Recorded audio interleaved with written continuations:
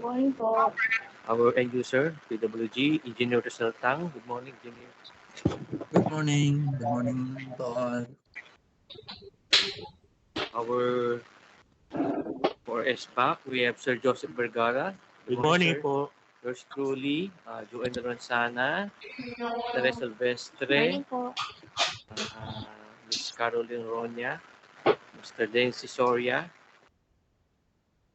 and Miss Rubian Francisco, and Paano kita? Gusto mo? Dadagdag ko lang po sa gas. Meron na po ako dito eh. Okay na, Sir Chico?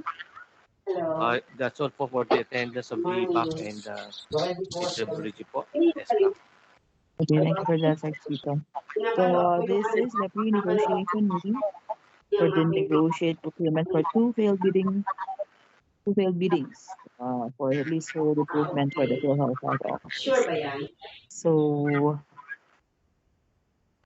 this is the flow of the discussion. I'll turn over to the end user for the overview of the project. Do we have prospective bidders online or present in our meeting? Sir Chito? Yes, Madam Chair, we have online for Personal ko na ito na pera. leaders. When we recognize them, Madam Chair. Yes, please. Thank you. From Pada Vela, Good morning po. may I know your name, Madam, for the Jessa po. come again po? Jessa po. Tessa, her name po, Tesoro. Saulo, Tesoro.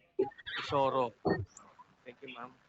From LCM Enterprises, we have architect Erdine Grace Dato and Gary Munoz. Good morning. Good morning po. From CA Miguel. Good morning po. With me po is Architect Kenneth Fresnosa and I'm Maria Obelinda Obias. Good morning po.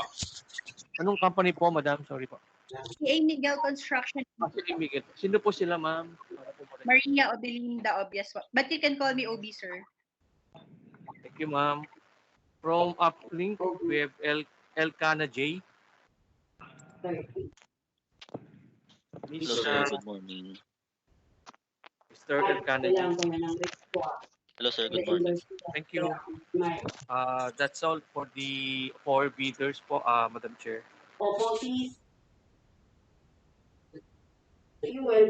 Thank you, Ms. Sir Chico. No? So, welcome to our prospective bidders. Hopefully, you'll be joining us during the opening of the bids. Okay, so let's proceed to the overview of the project by the end user. Sorry for that earlier. Thank you. Can you present the overview of the project? Good morning. Good morning. This project was the negotiated procurement was due to the two failed biddings. So negotiated procurement of this list of improvement is already in order.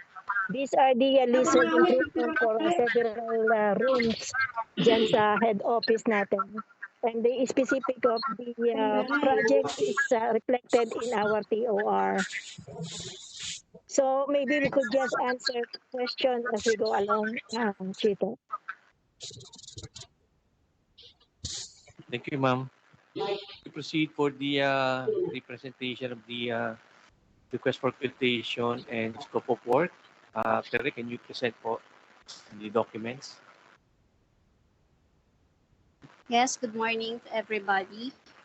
So we are flashing here with a request for quotation, which is also posted in Philhealth website, PhilJeps, and conspicuous place. And also, we forwarded these documents din po sa ating mga prospective bidders for them to have a advanced review of the documents. So this is the request for quotation wherein the ABC for this project is 9,697,947.21 pesos. for the procurement of leasehold improvement in the Philhealth head office. So, prospective bidder may obtain further information to the Philhealth Back Secretariat from August 23 to September 7 po. Sorry. So, September 7 po. Ito po yung schedule natin. So, pre-negotiation, August 30. Issuance and amendments of clarification is September 1. And the submission of the technical and financial requirements is on September 7 at 10:30.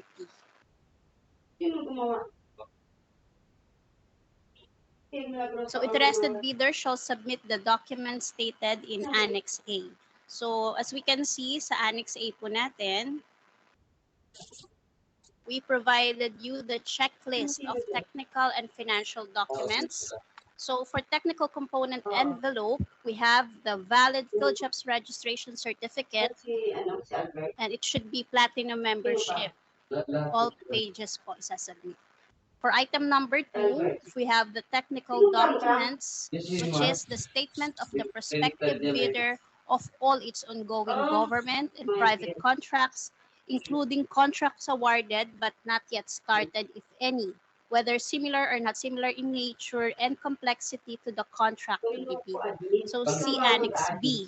So we provided po yung mga templates for these annexes. However, bidders are highly encouraged to use the templates provided to minimize errors or omission in the form submitted. However, failure to use the said templates is not a ground for disqualification, provided that the form submitted includes all the mandatory provision required in RA 9180. So for number 3, we have the statement of the bidder's single largest completed contract, SLCC, similar to the contract to be bid. I do si LCM. So the SLCC shall be supported by an owner's certificate of final acceptance issued by the project owner other than the contractor, or a final rating of at least satisfactory in the constructor's performance evaluation system, or CPES. For item number 4, we have the special pickup license in the case of joint ventures. For number 5, original copy of bid security. So the bid security shall be in the form of bid securing declaration or any of the following forms, which is also located siya sa Annex D. For item number 6, we have the project requirements, which shall include the following: organizational chart for the contract to be bid, list of contractors' key personnel to be assigned to the project to the contract to be bid, including the following documentary requirements. So the key personnel and the respective qualification of construction personnel shall be as follows. Project managers shall be a duly licensed architect or civil engineer with at least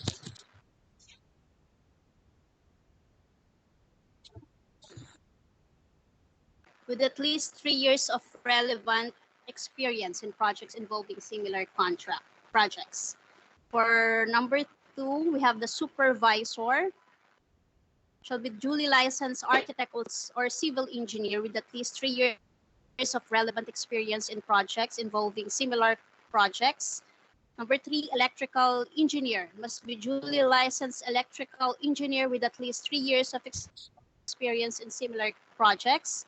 4, foreman must have at least 3 years of experience in similar projects.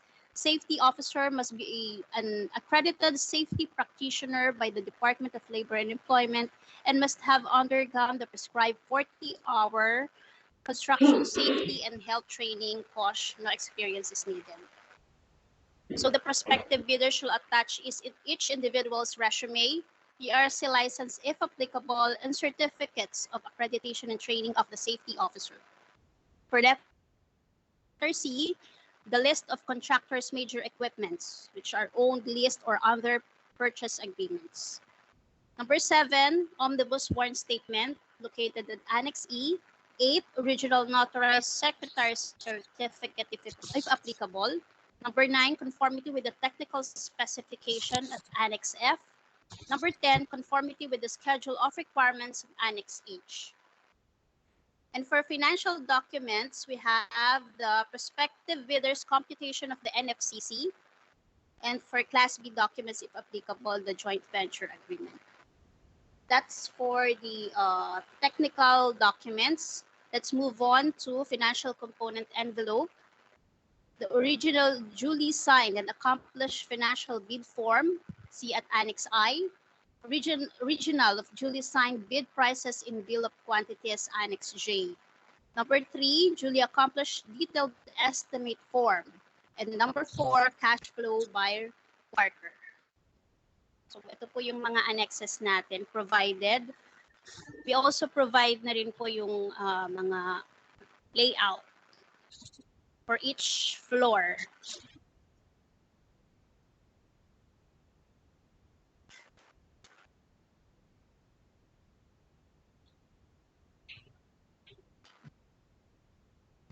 Yung mga technical specification under page 11 to 28. So it should be signed by the authorized representative, including the schedule of requirements,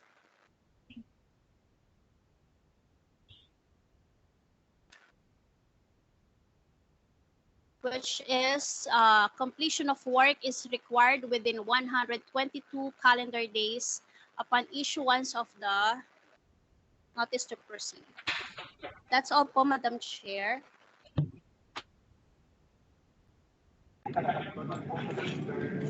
Thank you, Mr. Wu, for that. So we're done with 1 and 2. Queries and clarifications of the prospective contractors. Sir Chito, could you please facilitate the questions and answers? Yes, Madam Chair. From Padavela, do you have any queries or questions regarding our documents po? Wala po. Thank you po. From LCM Enterprises, ma'am, meron po kayong tanong? None, sir. Thank you po. From CA Miguel, any questions po? None po. From Uplink, Elcana J, sir, meron po kayong tanong?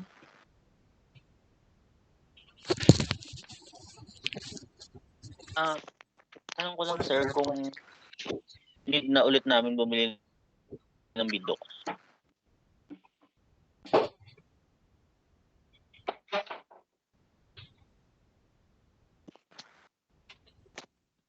Hello po, narinig po niyo po ako. Apo, wala na po tayong bibili na bid. No need na po yun. Yes, sir. Thank you po. Welcome. Madam And- Chair, Attorney Villegas. Yes, please go ahead, Sir Jay. Yes. Can we discuss in summary the steps for the negotiated procurement for the benefit of the bidder? Maybe the steps or the stages of the negotiated procurement para enlighten sila. This is in line with the question of one of the bidders. Thank you. Thank you for that, Sir Jay. Attorney Chito, could you please give us what Sir Jay requested? Yes po, Madam Chair. Walk through. Thank you.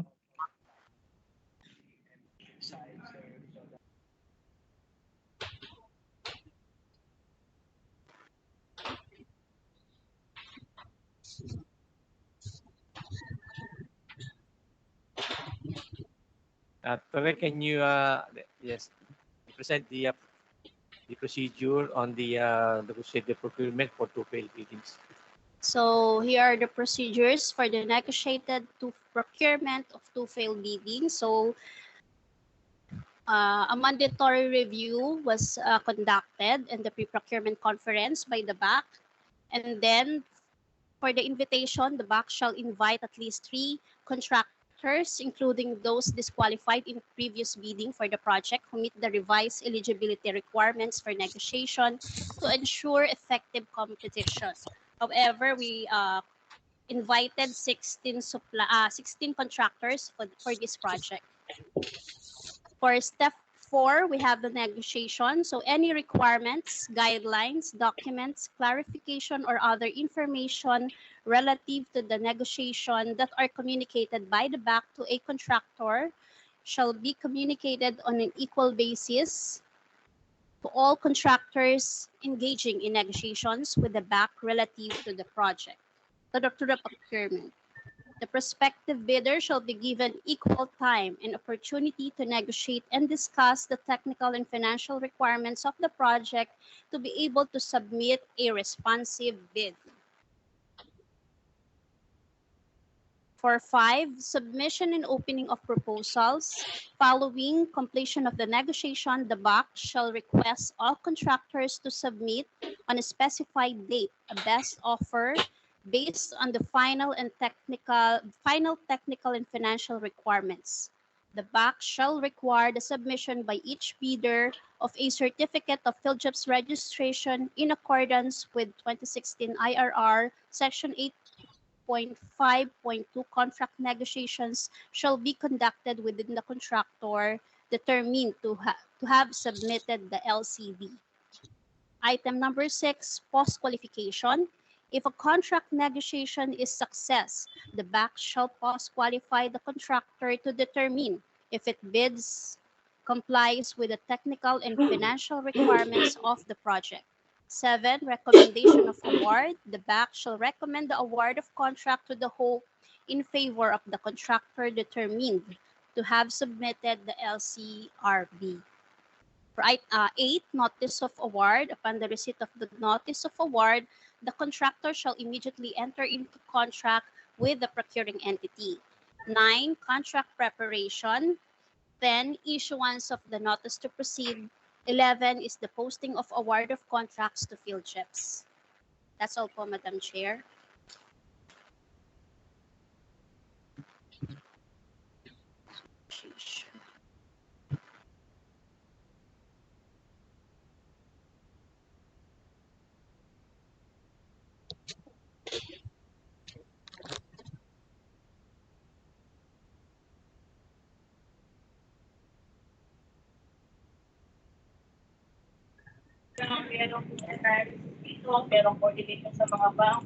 Tapos na po, Mr. Rep?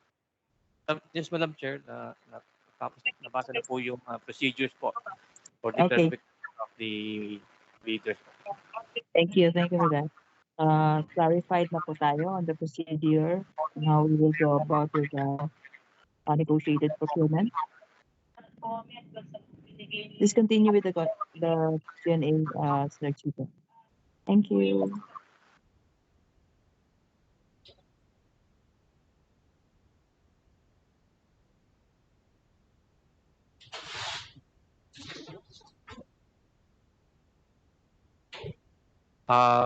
May we request na lang po for the bidders po, the above mentioned requirements or documents, po-provide po ba ng ating mga bidders po? From Padlavela, Madam. Okay naman po tayo sa mga documents enumerated po. Yes po. Thank you po. LCM Enterprises, ma'am.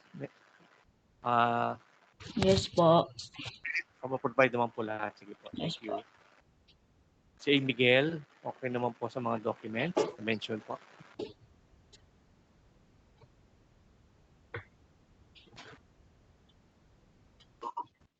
From Uplink, Sir Elcana J, okay naman po sa mga documents po na presented po, provide naman po ninyo. Yes, sir. Thank you. Si Miguel, okay naman po sa mga documents na mention po na provide po ninyo. Yes. Muted. Thank you. So, Madam Chair, we requested na all the bidders can provide naman po all the documents enumerated po for the opening of the proposal on September 7th po. Okay, thank Chito, you. Madam Chair, Yes, please go ahead, Ms. Lolly. may I just remind the prospective bidders that they could conduct an on-site visitation ng project for them to have a so that they could have a correct estimate of the same. Yun lang, Madam Chair. Thank you, Ms. Lolly. Okay, so any other questions? Wala na po. Madam Chair, maybe clarify lang po again with the Ma'am Lolit. Ma'am, we will schedule po for the request for the inspection pa po. Yun po ba yung- Yes, if there will be an inspection, if there will be a site inspection, it should be just one day. The bidders, if there is any, mag-agree sila ngayon if they would conduct a site visitation so that we could agree on the specific date. Maybe you could ask the prospective bidder now if they will be conducting a site visit. Okay po, ma'am. From the bidders, ma'am, meron po kayong request po ba kayo ng conduct site visit po ng area or para po makita po ninyo from Padavela po? Need po yung inspection for the area po.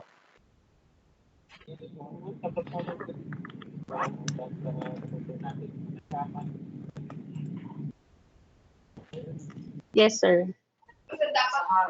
Kailangan po din for inspections. From LCM Enterprises po, do you need the inspection po for the area para po makita po ninyo? Yes, sir. Di lang po kami available ng Wednesday ata. I think, schedule na lang po natin, sir. Si Miguel, okay po sa inyo for the inspection of the area? Yes po. Thank you. Uplink, ganun din po ba? Kami sir, okay na po. Ma'am Lolit, okay naman po sa forbidders. May we request kung kailan po available po from today to September 7 po.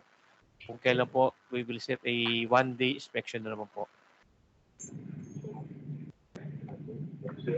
Maybe the prospective bidders could agree among themselves when and the time. Any suggestions po from the bidders kung kailan po ninyo gusto mag-inspect and the time po? Isang araw lang po.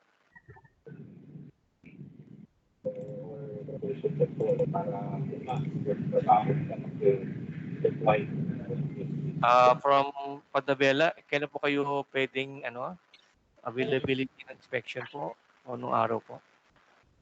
So we can set.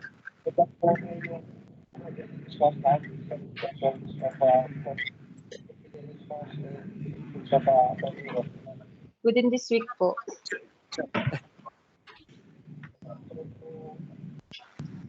LCM po, kailan pong yung request po o suggestion? Kailan po kayo available?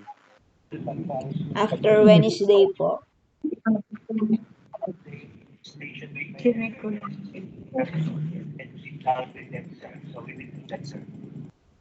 Sige. Sige po, we will set na lang po on September 1 kung okay po sa ating mga bidders.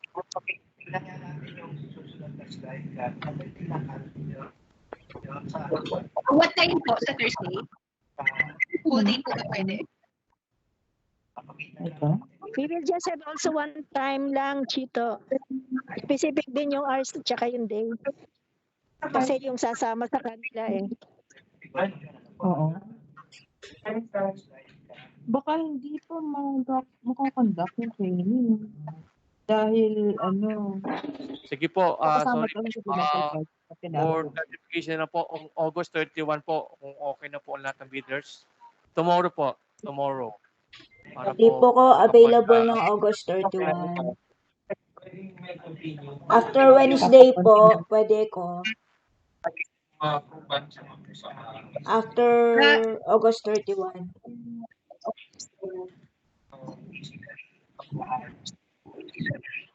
Okay po, kung agree po ang bidders, August 31 tomorrow at 10 a.m. po. Okay lang po ba sa inyo? Pwede Sir, po. yung September 1 na lang po. Thank you. September 1 din po kami available, si A. Miguel.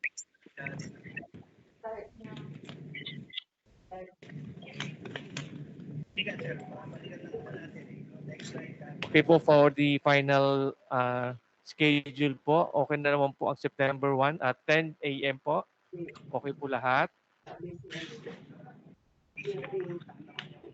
For si A. Miguel, confirming po kami ng September 1, 10 a.m. Okay po, September 1. Sige po. Isabella, okay na po 10 a.m. September 1, 10 a.m. Yes. Yes, sir. Thank you. From LCM Enterprises, okay na po September 1, 10 a.m. Yes po. Thank you. Si A. Miguel, okay lang po September 1, 10 a.m. Yes po. Thank you. Uplink, Elcana J, sir, September 1 at 10 a.m. po. Nakatapos na po kami ng site inspection, sir.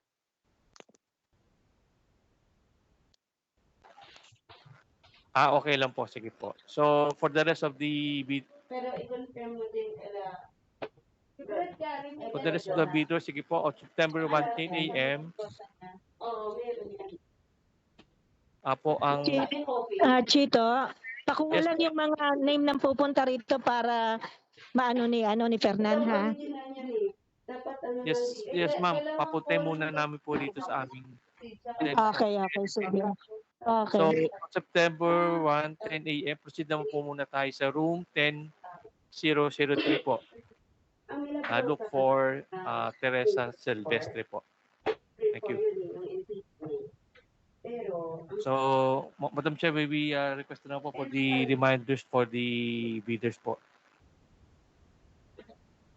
Yes, please. Go ahead. So for the reminders, the issuance of the amendments and clarification will be on September 1, Thursday, posted at Philhealth website, PhilJeps, and conspicuous place. And then the deadline for the submission and opening of quotations and proposal will be on September 7, 10:38 a.m. po. Bawal pong mali. So that's all po. Thank you for that, Mr. Jeff. Anything else that we need to discuss?